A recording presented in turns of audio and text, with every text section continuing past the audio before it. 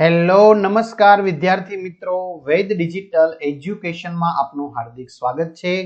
આજે આપણે ધોરણ 10 વિષય ગણિતમાં દ્વિતીય સામયિક પરીક્ષા 2026 નું 100% ટાઈપિંગ સાથે સંપૂર્ણ પેપરનું સોલ્યુશન જોવાના છીએ।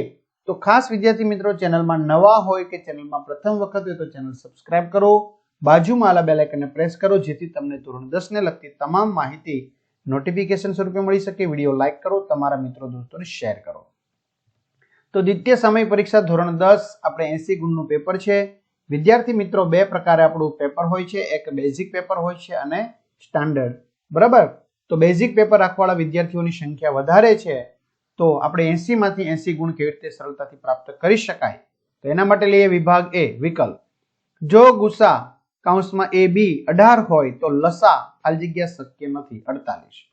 જો દ્વિઘાત બહુપદી કૌંસમાં k - 1 નો square x square plus kx plus 1 નું એક શૂન્ય -3 હોય તો k ની કિંમત કેટલી થશે? 4/3। જો 2x + 3y = 7 અને 3x + 2y = 3 હોય તો x - 1 = 4 થશે। k ની કઈ કિંમત માટે દ્વિઘાત સમીકરણ 2x² - kx + k = 0 ના બીજ સમાન થાય? 0 અને 8।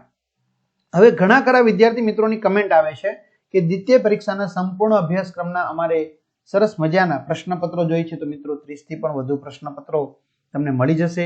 આ સિવાય સૌથી વધારે વિદ્યાર્થીઓનો પ્રશ્ન ગણિત વિજ્ઞાનમાં હજી અમુક ચેપ્ટર સમજાતા નથી, તો અમારે રિવિઝન કરવા છે।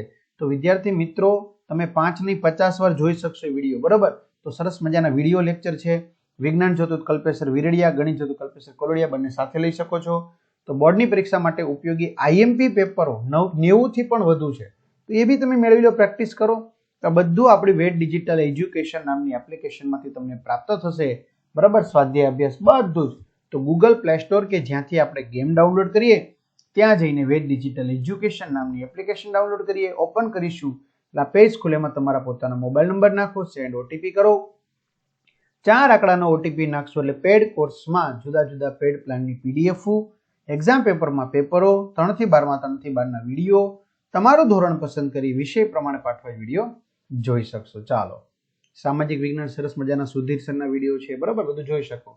સમાંતર શ્રેણી માટે Sn-2 Sn-1 પ્લસ Sn-2 બરાબર કેટલા થશે? તો 3D।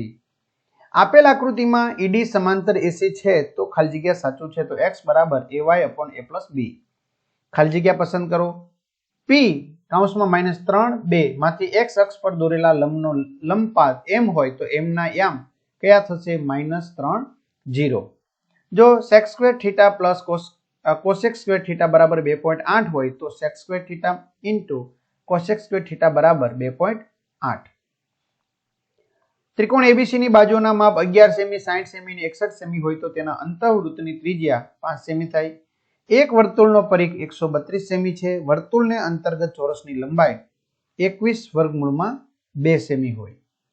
બે ગોલકની સપાટીના ક્ષેત્રફળનો ગુણોત્તર 1/2 હોય તો તેમના ઘનફળનો ગુણોત્તર તમારે કહેવાનો છે, તો એમાં વિદ્યાર્થી મિત્રો આવશે 1/2√2। ચડતા ક્રમમાં ગોઠવેલા અવલોકનો -5 -4 a 5 7 10 નો મધ્યક 2 હોય તો એની કિંમત -1। ખરા ખોટા? સમીકરણ યુગ્મ 7x + 10y = 16 અને 3x - 30/7y = 48/7 ના આલેખ સંપાતી રેખાઓ છે, ખોટું। જો b² - 4ac > 0 હોય તો દ્વિઘાત સમીકરણને વાસ્તવિક ઉકેલ ના હોય, ખોટું। એક ત્રિકોણના શિરોબિંદુઓ 7 6 7 3 અને 3 3 છે તો તેના મધ્ય કેન્દ્રના યામ 17/4 અને 4 છે, તો જવાબ કેવો આવશે વિદ્યાર્થી મિત્રો? ખોટું। એક અંકની પ્રાકૃતિક સંખ્યાઓમાંથી એક અંક અવિભાજ્ય સંખ્યા હોવાની સંભાવના 4/9 છે, ખરું। ત્યાર પછી બે અવિભાજ્ય સંખ્યાઓનો ગુસા હંમેશા કેટલો હોય? 1। દ્વિઘાત સમીકરણ 6x² - 13x + m = 0 ના બંને બીજ પરસ્પર વ્યસ્ત હોય તો m ની કિંમત 6। એક લંબઘનની પાસેની 3 સપાટીઓના ક્ષેત્રફળ x y અને z છે તો લંબઘનનું ઘનફળ શોધો, વર્ગમૂળમાં xyz। જો પ્રથમ n પ્રાકૃતિક સંખ્યાઓનો મધ્યક 9n/17 હોય તો n શોધો, 17। ત્યાર પછી જોડકા જોડવાના છે, alpha beta plus beta gamma plus gamma alpha, તો એમાં જવાબ આવશે વિદ્યાર્થી મિત્રો B, C/A, આ 21 માંનો જવાબ। આલ્ફા બીટા ગેમા તો -d/a, તો આ 22 નો જવાબ આવશે. ત્યાર પછી 23મું sin 0, તો sin 0 0 તેમાં આવશે c, અને cosec 0 તેમાં આવશે 1. બરાબર. તો આ રીતે વિભાગ એ થયો. હવે જો મેં તમને કહી દઉં એમ, કલ્પેશ સર કોલડિયાના સરસ મજાના ગણિતના વિડીયો લેક્ચર એકવાર તમે મેળવી લો ને, બરાબર, એટલે સરસ મજાના અત્યારે ઓફર બી ચાલે છે, બરાબર, તમારી પરીક્ષાને લગતી, તો વહેલી તકે તમે સારામાં સારું રિવિઝન કરી શકશો. બરાબર. આ ઉપરાંત વિભાગ બી ની અંદર 2 ગુણના તમારે કોઈ પણ 9 સમ્સ કરવાના છે, તો સાબિત કરો કે વર્ગમૂળ 7 એ અસમય છે. તો વિદ્યાર્થી મિત્રો વિડીયો પોઝ કરીને તમે લખી શકો છો, બરાબર, નહીતર આ વિડીયો ઘણો મોટો બનશે. એક અપૂર્ણાંકના અંશ અને છેદ બંનેમાં 2 ઉમેરતા તે 9/11 બને છે, તો અપૂર્ણાંકના અંશ અને છેદ બંનેમાં 3 ઉમેરતા તે 5/6 બને છે, તો તે અપૂર્ણાંક શોધો. તો કયો હશે? બરાબર. હા, દાખલો એમ કઈ નાના હોતા નથી. y 9 અને x 7. ત્યાર પછી નીચે આપેલ સમીકરણમાં ઉકેલ અવયવીકરણની રીતથી મેળવો. 2x² + 7x + 5 વર્ગમૂળમાં 2 બરાબર 0. તો આપેલના ઉકેલ છે. નીચેના દ્વિઘાત સમીકરણના બીજ સમાન હોય તો k નું મૂલ્ય શોધો. કે x (x - 2 + 6 બરાબર 0. તો k બરાબર 6. 2 અંકની કેટલી સંખ્યાઓ 3 વડે વિભાજ્ય હશે? 30.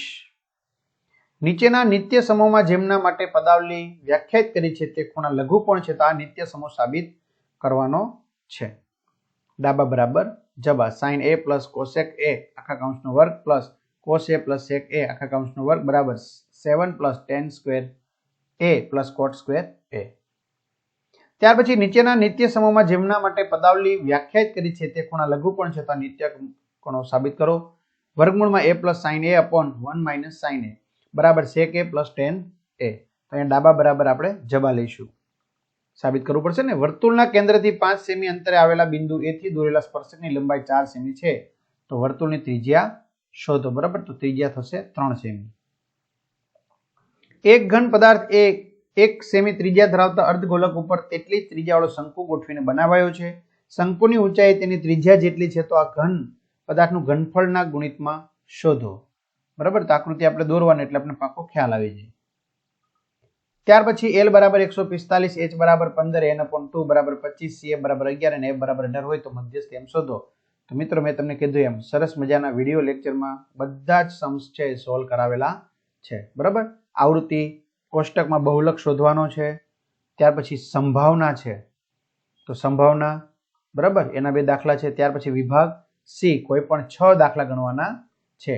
તો આ સરસ મજાનું આમ જોવા જઈએ મિત્રો આ મોટું પેપર થશે, કે એકદમ નાનું પેપર ના હોય, કારણ કે આપણે ગણિત છે, ધોરણ 10 છે, ને પાછું કેવું છે, બોર્ડ છે. Very good. બરાબર. તો આમાં ઘણો સમય વીતી જાય તમને એક સ્ટેપ આપણે જો સમજાવવા જઈએ ને તો, કારણ કે આપણે ખાલી માત્ર વાત કરીએ છીએ, ફેરવતા જઈએ છીએ. તો બી જો વિભાગ ડી માં આપણે કોઈ પણ 5 સમ્સ, પણ મારું એવું માનવું છે કે તમારે બધા જ સમ્સ સોલ્વ કરવાના છે. શું કામ? એનું રીઝન તમને ખબર છે? શું કામ સોલ્વ કરવાના છે?